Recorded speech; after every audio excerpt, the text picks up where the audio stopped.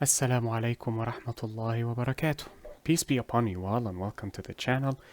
In this tutorial, or in this video I should say, we will be covering examples for particular operators.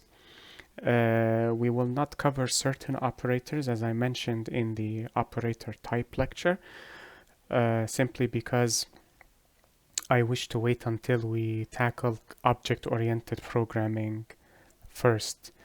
Then we can tackle these operators later on. So this is the agenda for today. We will cover arithmetic operators, relational operators, logical operators, shift operators, and assignment operators. Before we begin, I have a disclaimer to share with everyone. I will not discuss actually, I forgot that we have Bitwise Operators as well. I'm glad I remember that.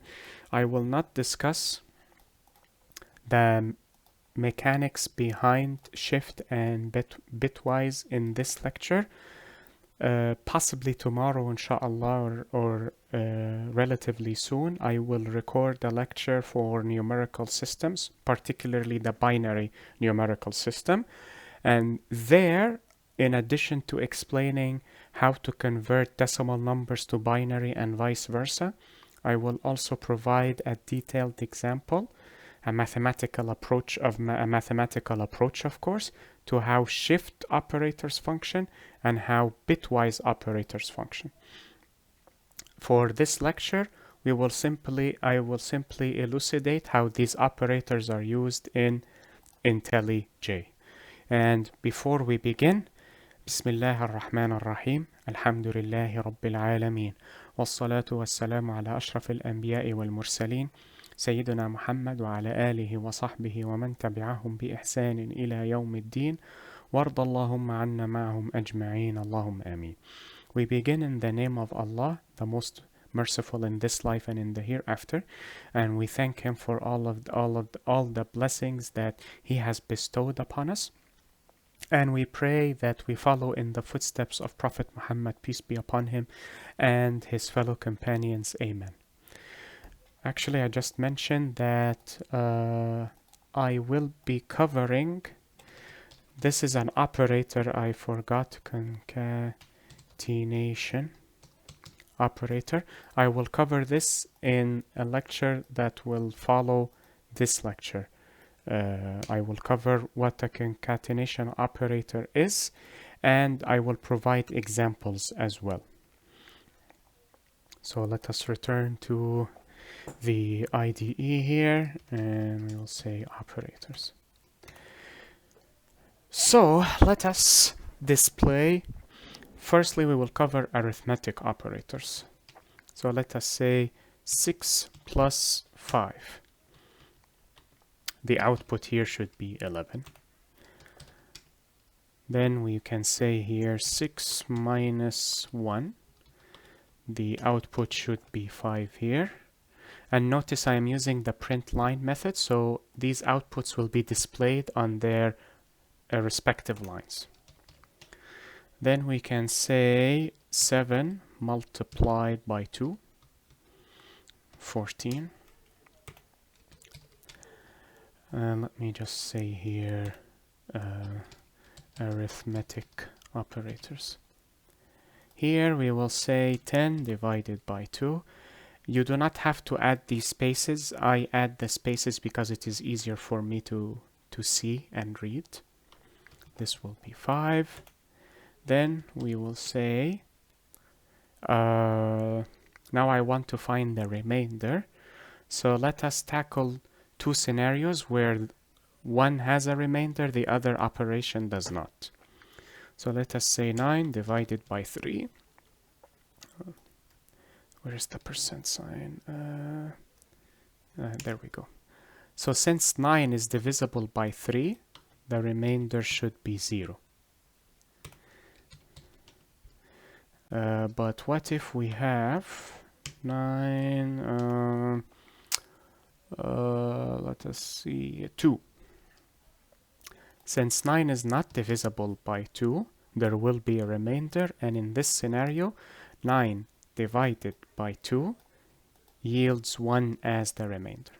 Let us run this program and see what we have.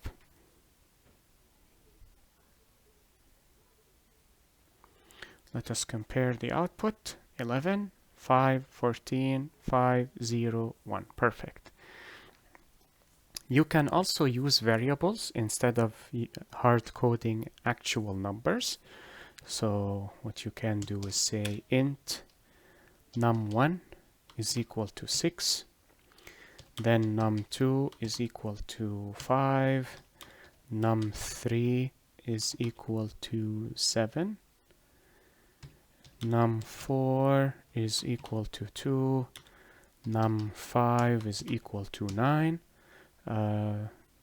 num6 is equal to 3, and num7 is equal to 10.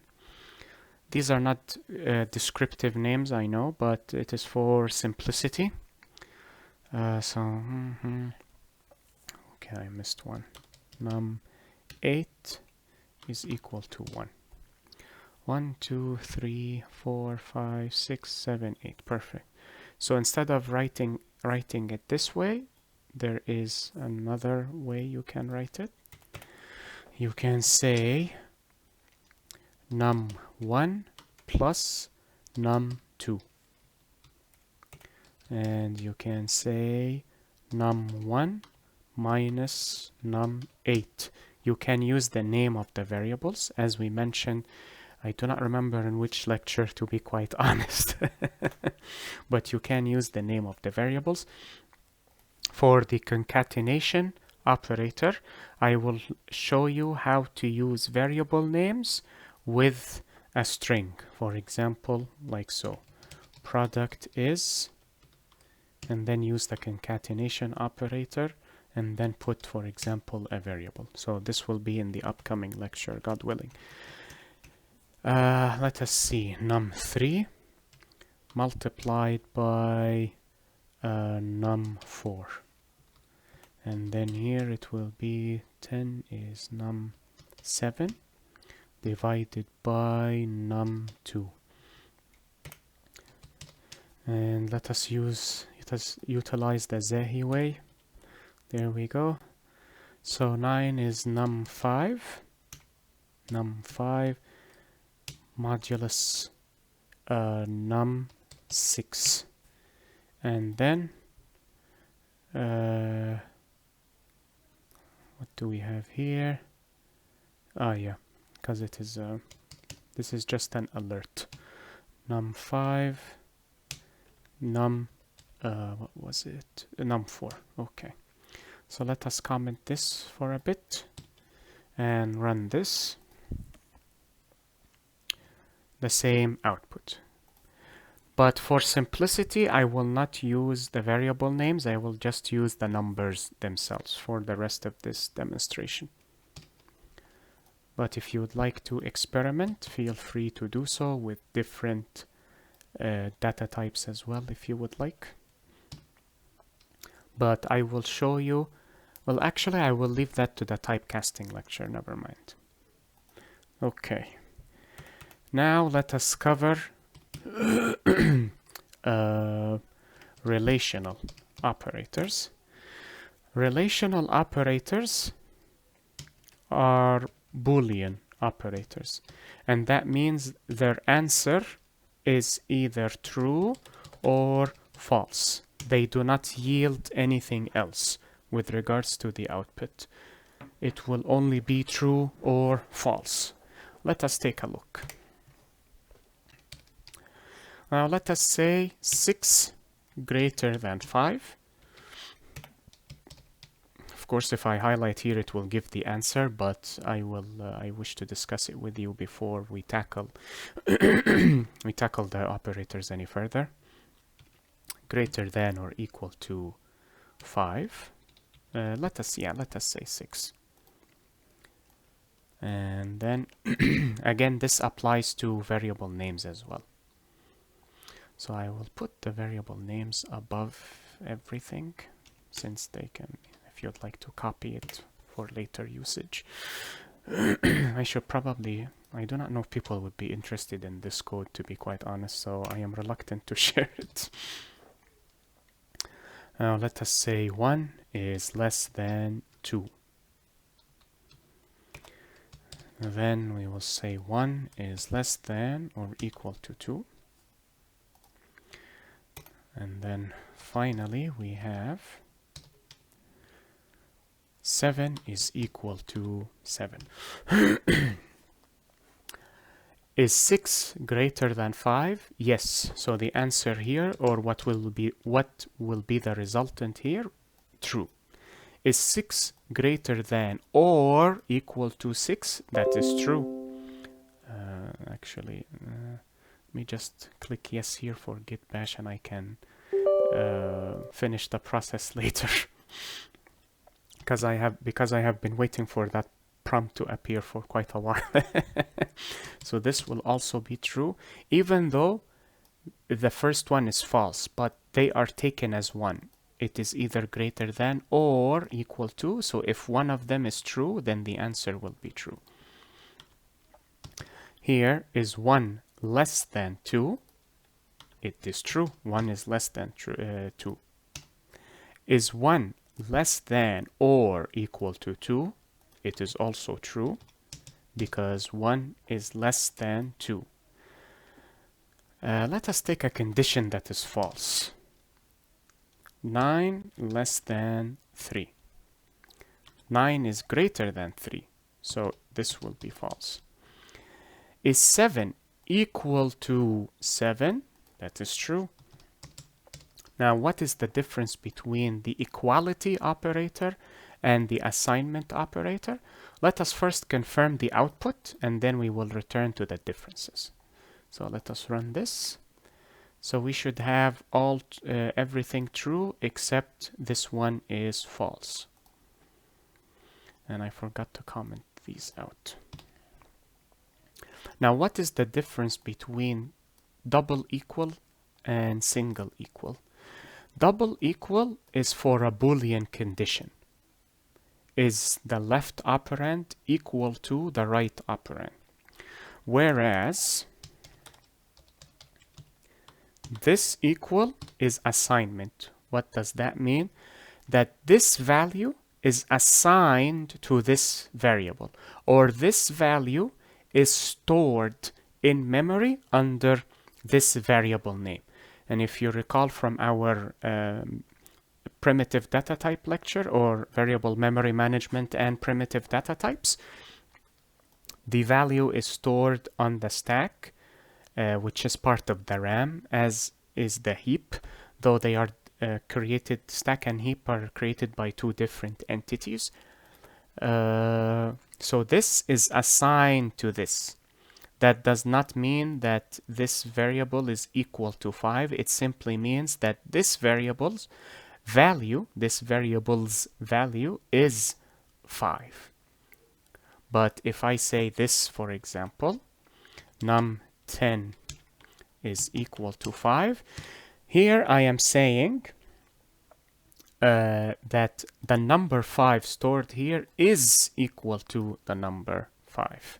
And of course, because I do not have it surrounded in a print statement or an if statement, and you will see in the if statement lecture that if statements tackle conditions that are Boolean conditions as well. So that is the difference between an assignment operator and an equality operator. Ensure that you use this in conditional statements, whether they are switch or if statements, loops, or simple print statements as such. If you are resorting to conditions, use this for equality.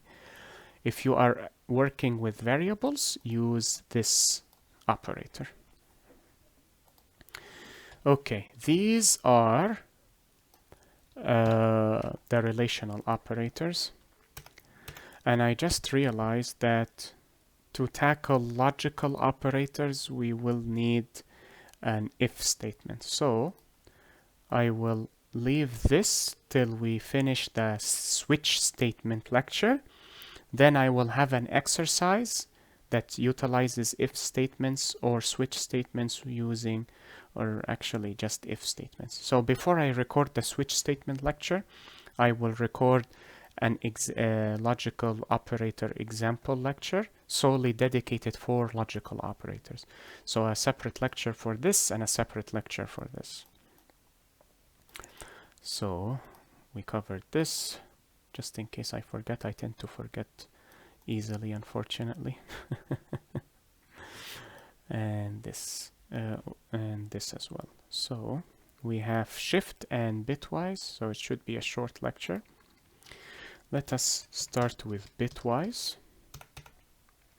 And if you recall, the bitwise were comprised of, the bitwise operators were comprised of a single ampersand and a single pipe. So let us take this example. 6 and 7.